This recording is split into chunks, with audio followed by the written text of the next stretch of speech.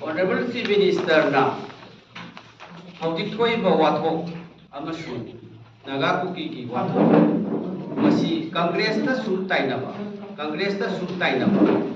aduga masigi leiriba wafamse mahakna sorry and apologize haiba hauji Congress ta tainari masi akoi honorable LP leader na fajana sengdokpikre amasung matamdugi 1992 and 90 sinsahi duna thokhiba Naga Kuki gi su deputy maji matamdugi deputy chief minister na sengdokpikre aina laiba wafamdi Congress ta sum tainare aduga aroi badana at end honorable chief minister na mana admit tawjaraga hairiba thodo wathok singse masi soigre aduga Manipur ki praja miyamda apologize tawdana ba haijari na haiba sina maram oirakanda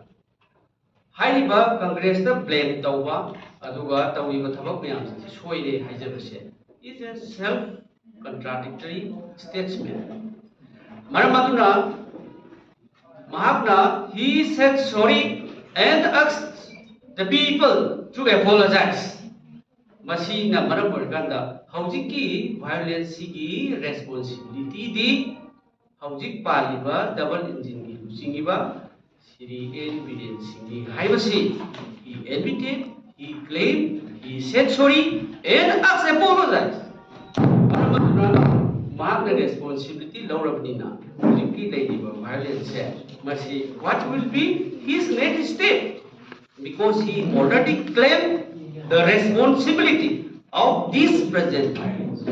Aduna badu makhawi chathabiro hojiti Congress ta haiba sindusu magi aroiba wahaidadi he said sorry and I repeat he said sorry and asked the people to apologize. So it is quite baseless whatever he said. He said self-contradictory. Aduna magi responsibility came to the Ramina Magna double engine government. Pupiro Makata step Chatin Biro Haina.